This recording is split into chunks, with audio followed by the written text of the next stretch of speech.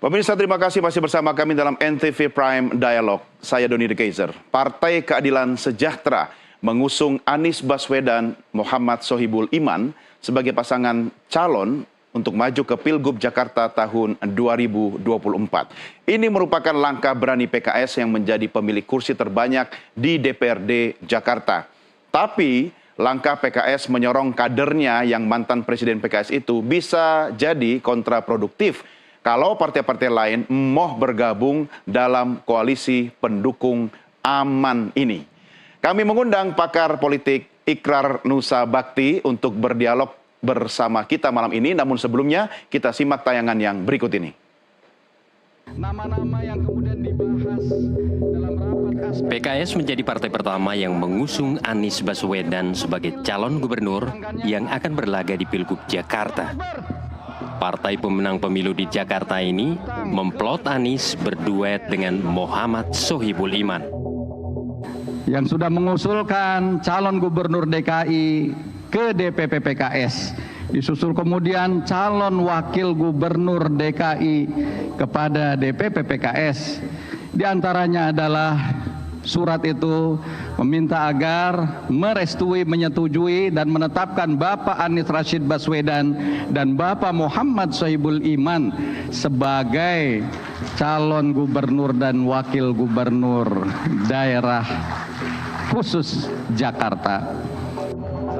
Di tengah perjalanan ke Eropa, Anies merespons keputusan Dewan Pimpinan tingkat pusat PKS itu. Terima kasih dan apresiasi atas sikap PKS hari ini yang tadi disampaikan oleh Bapak Presiden. Insya Allah sekembalinya ke tanah air, kami akan segera berkomunikasi dengan pimpinan PKS untuk membahas langkah-langkah lebih jauh untuk tindak lanjut ke depan. Begitu juga dengan pimpinan-pimpinan partai yang lain.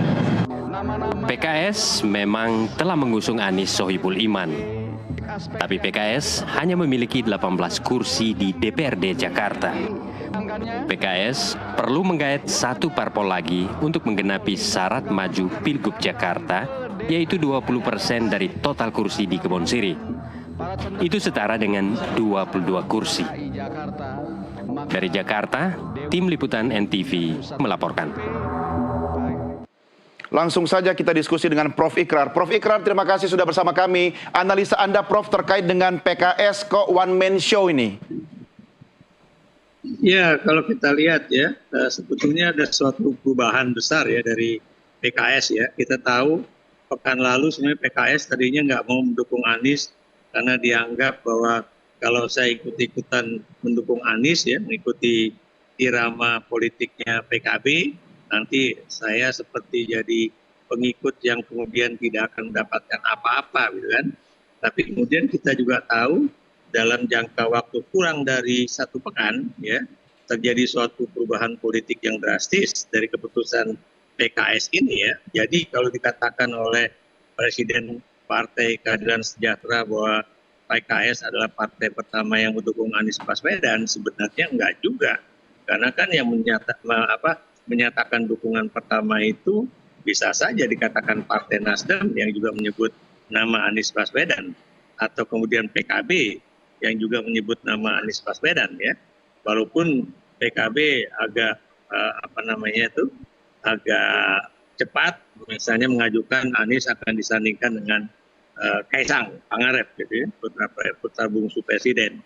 Dan itu yang makanya menyebabkan PKS tadinya juga agak enggan untuk mendukung Anies Baswedan, tapi dengan adanya suatu perubahan pada 2 hari yang lalu ya, di mana PKS akan mendukung Anies disandingkan dengan kader dari partainya sendiri ya, yang pernah menjadi presiden PKS. Nah mungkin inilah yang boleh dikatakan sangat berani. Maksud saya sangat berani karena itu kalau memang dia akan mendukung dengan sendirian itu hampir tidak mungkin untuk bisa masuk di dalam pendaftaran ya. Kenapa demikian? Karena masih kurang 2 kursi untuk bisa maju menjadi pendukung partai secara sendirian ya. Sementara kita juga tahu ya, kalau PKS maju juga sendirian, itu juga akan sulit untuk mendapatkan pendukung yang cukup banyak ya. Karena kalau kita lihat dari pemilu presiden kemarin ya, itu Anies didukung oleh PKB juga ya, Ya. itu baru makanya bisa mendapatkan sekitar 41% suara di DKI. Nah, tanpa adanya dukungan dari partai lain, apakah itu gabungan partai seperti PKB dan PDIP, ataukah partai-partai yang lain juga ya, termasuk Nasdem, itu tampaknya agak sulit untuk PKS bisa memenangi Pilkada Jakarta ini. Apalagi Anda tahu, Jakarta ini bukan komunitas yang misalnya monolit ya. Maksud saya monolit itu, saya beri contoh misalnya hanya orang Muslim aja yang tinggal di DKI. Hanya misalnya pendukung PKS saja yang tinggal di Jakarta. Padahal kita tahu komunitas di DKI ini sangat beragam ya. Ada yang Muslim, ada yang non-Muslim, ada yang kemudian ideologinya Islam, ada yang juga kemudian Islam moderat, ada yang kemudian nasionalis dan sebagainya ya, termasuk komunitasnya ya. Dan kita juga tahu bahwa Anies itu sebetulnya memiliki suatu kans untuk menang karena dia mendapatkan dukungan bukan cuma dari kalangan Muslim, bukan cuma dari kalangan masyarakat yang asli Betawi saja, tapi juga mendapatkan dukungan dari kalangan-kalangan misalnya dari etnik-etnik yang lain ataupun dari strata sosial yang berbeda juga ya, termasuk dari agama yang berbeda juga begitu. Ya, Prof, ini kalau bicara tentang PKS kemudian maju sendiri, ya kan? Ini bukannya ini semacam fait accompli terhadap koalisi perubahan. Kalaupun misalnya dia seirama dengan PKB, tapi bagaimana dengan partai-partai lain kalau kita copy nih koalisi perubahan waktu di Pilpres kemarin? Akhirnya kan sudah susah ini untuk kemudian ikut mendukung PKS, mendeklarasikan calonnya karena sudah diputuskan cagup sama cawagupnya orang PKS gitu, Prof. Ya, sebetulnya ini memang sudah menutup ya kesempatan bagi partai lain untuk masuk di dalam koalisi ya, atau di dalam kerjasama politik ini karena memang tidak ada kesempatan bagi partai lain untuk bisa menjadi calon wakil gubernur gitu kan. Tapi kita tahu pilkada itu kan tidak hanya posisi untuk gubernur dan wakil gubernur saja, tapi juga bisa mendapatkan posisi-posisi lain ya, apakah itu di DPRD ataupun di dinas-dinas begitu ya, di pemerintahan daerah yang lain ya. Dan Anda jangan lupa bahwa DKI Jakarta atau DKJ ini, daerah khusus Jakarta ini sangat seksi pada Pilkada 2024 ini ya, karena ini juga akan menentukan kira-kira bagaimana hubungan antara pemerintah pusat dan daerah ya dalam 5 tahun ke depan. Dan siapa yang akan duduk di Jakarta, ini juga akan bisa menentukan suara pemilu presiden pada 2029 yang akan datang begitu. Iya, dan jangan lupa betapa seksinya Jakarta apapun statusnya, APBD-nya itu Prof udah tenggo, 80-an tenggo kan. Siapapun pasti akan tertarik ya. Nah, Prof, ini kalau misalnya tadi analisa sederhana saya katakan bahwa PKS kemudian merusak soliditas koalisi perubahan dengan main sendiri, apakah ini membuktikan PKS sangat confident atau dengan mengajukan calonnya itu menunjukkan nilai-nilai demokratis atau malah sebenarnya blunder dan membuktikan bahwa PKS sebenarnya sudah masuk angin, Prof? Ya, kalau saya lihat ya sebetulnya PKS memang overconfident ya, apalagi dasar dari analisis politik dia itu kan hanya berasal dari hasil Pilkada 2017 ya, antara Anies dan Ahok misalnya kan, yang kita tahu kalau tidak ada faktor X ya, itu agak sulit juga Anies bisa menang pada saat itu. Tapi kan karena ada faktor X itu ya, yang kemudian menjatuhkan Ahok untuk bisa terpilih menjadi gubernur DKI pada saat itu yang kemudian menjadikan Anies itu bisa kemudian suaranya melambung tinggi ya. Dan Anda juga jangan lupa bahwa biar bagaimanapun ya penggunaan identifikasi keagamaan itu juga bisa menjadi penentu pada masa itu. Tapi kalau Anda lihat pada masa sekarang ini sudah agak berbeda. Kenapa saya katakan agak berbeda? Karena biar bagaimanapun PKS kemarin pada Pilpres ya itu juga tidak menggait dari kalangannya sendiri. tapi juga penggait dari kalangan Nahdliyin, dari kalangan Partai Persatuan Pembangunan, ya, bahkan juga dari kalangan nasionalis yang masih memiliki kedekatan dengan ideologi Islam misalnya kan. Nah kalau itu kemudian sekarang PKS maju sendirian dan Anda lihat sendiri ya bahwa kursinya cuma 18 kursi dibandingkan dengan kursi-kursi yang di luar PKS, tentunya itu akan sulit bagi Anies Baswedan dan Sohibul Iman itu untuk bisa memanage perpolitikan di Jakarta kalau kemudian ini adalah suatu pemerintahan lame duck government ya, atau bebek lemah, boleh dikatakan lumpuh lah ya, karena biar gimana pun kalau memang PKS berani maju sendirian, itu parlemen itu dikuasai oleh non PKS ya, yang Anda tahu jumlahnya mungkin 3 kali lipat dari suara PKS. Prof, ini misalnya analisanya begini, Prof, sederhana saja.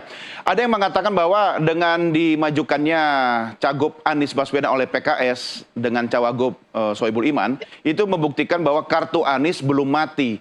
Tapi justru sebenarnya dengan PKS itu sangat overconfident seperti kata Anda memajukan Anies dan Sohibul Iman, malah membuktikan kartunya mati, Prof. Kenapa? Karena partai-partai koalisi lain di koalisi perubahan ya emoh dong untuk masuk mendukung mereka.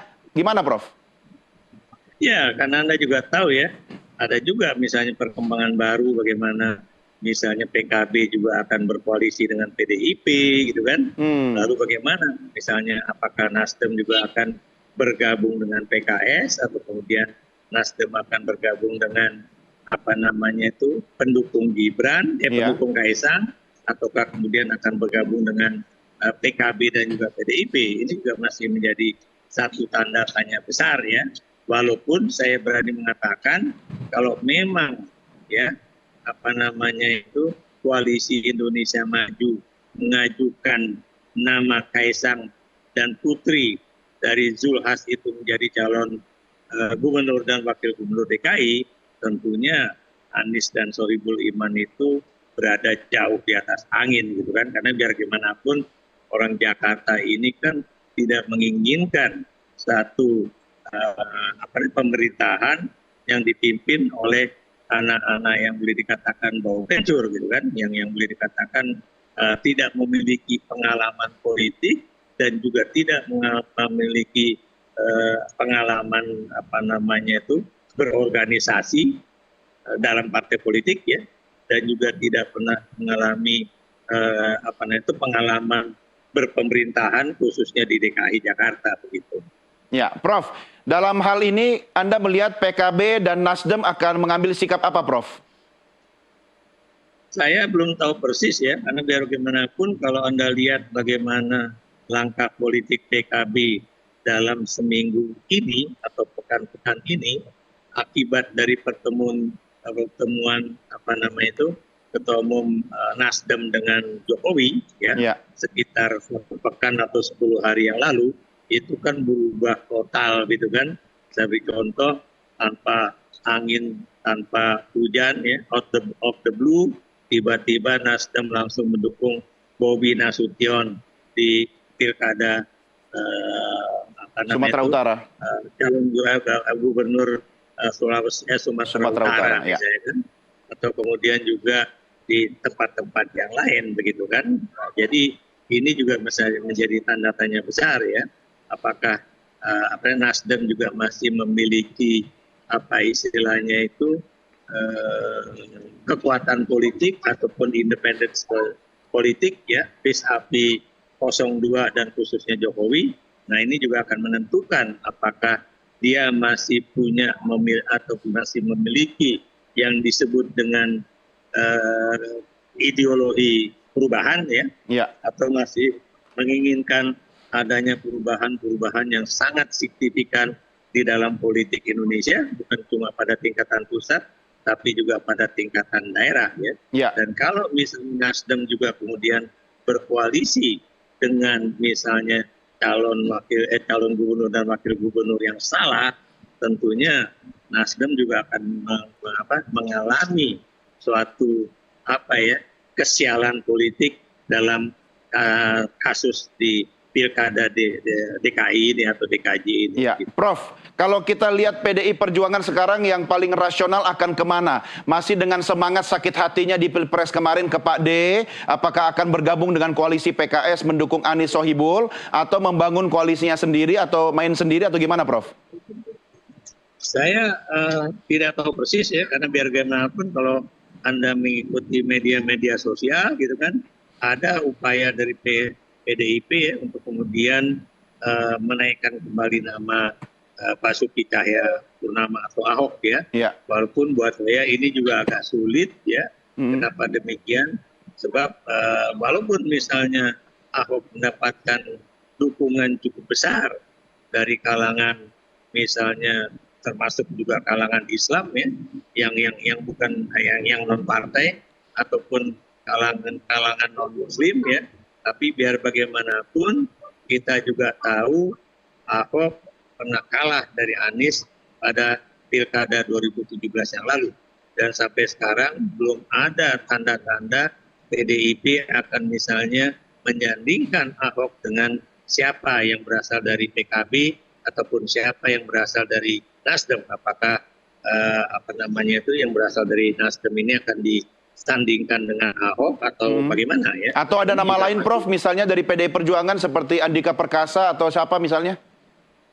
Kalau saya mendengar suara-suara dari internal PDIP, kayaknya dari hasil survei yang dia lakukan secara internal ya, sepertinya nama Andika Perkasa kurang bergaung di DKI Jakarta ya, dibandingkan dengan misalnya bahkan nama Basuki Cahayapurnama ya. Bahkan Anda juga tahu ya bagaimana misalnya di Koalisi Indonesia Maju, apakah misalnya Kang Emil ya itu akan dimajukan untuk Pilkada Jakarta ataupun Pilkada Jawa Barat, itu kan Golkar lebih prefer di Jawa Barat. Kenapa demikian?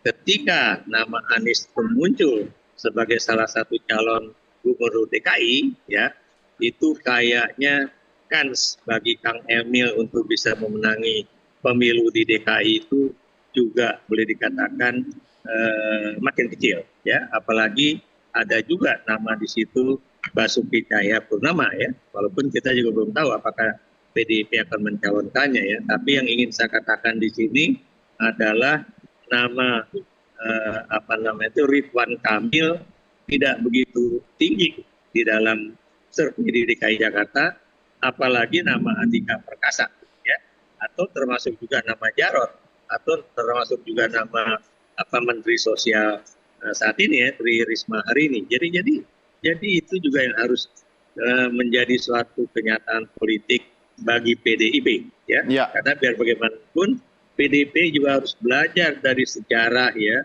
bahwa bapaknya Megawati itu Bung Karno itu juga tidak anti-Islam ya, bahwa ketika misalnya dalam demokrasi parlementer pun ya, orang pertama yang diangkat oleh misalnya Bung Karno untuk menjadi Perdana Menteri setelah misalnya kita mendapatkan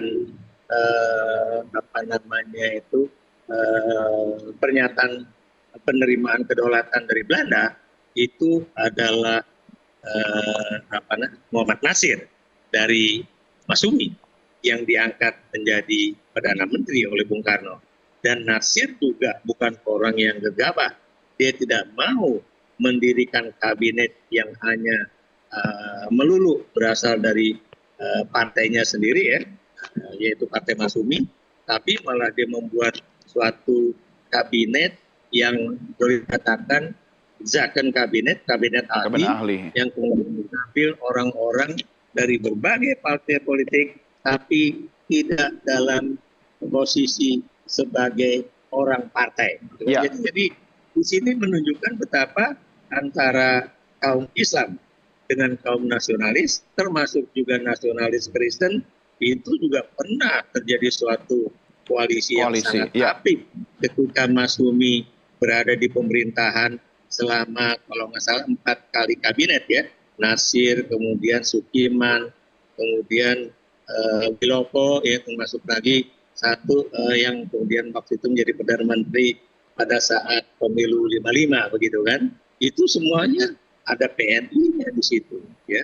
Ya. Jadi di situ menunjukkan betapa antara Islam dengan nasionalis itu bukan sesuatu yang mustahil ya. Ya, Prof.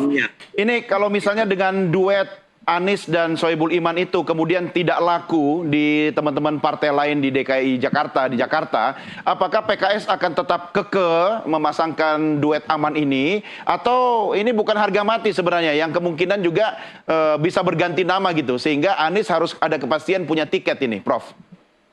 Ya, Anda juga tahu ya, ini kan menurut saya ini adalah mungkin ya untuk proof balance aja maksud saya, untuk mengetes apakah kemudian penerimaan terhadap Anies dan Sohibul Iman itu bisa diterima atau tidak ya.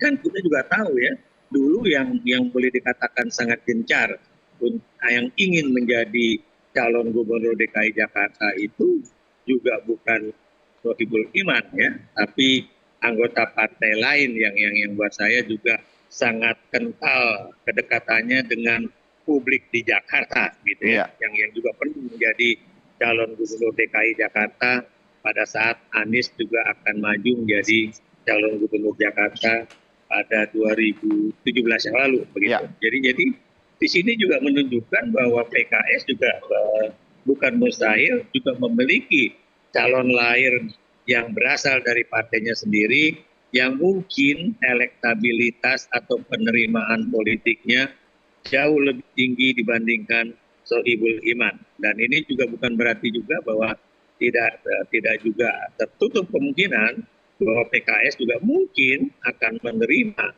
usulan dari partai lain ya, apakah dari PDIP ataukah dari PKB ya. Misalnya suatu perjanjian politik yang sangat apik ya, di mana PKS juga tetap akan memiliki share terbesar di dalam pilkada DKJ ini begitu. Ya, baik, Prof Ikrar, terima kasih sudah berdialog bersama kami, Prof. Selamat malam. Yuk, selamat malam, Bung Doni. Ya, pemirsa, saya akhiri dialog saya dengan pakar politik Profesor Ikrar Nusa Bakti. Dan pemirsa, kami sampaikan juga bahwa sekarang Nusantara TV hadir 24 jam non-stop melalui siaran digital free to air di 120 kota di Indonesia. Satelit Telkomsat di 3720 MHz, live streaming di portal www.ntvnews.id dan www.nusantaratv.com, layanan video.com, serta YouTube channel @Nusantara TV Official.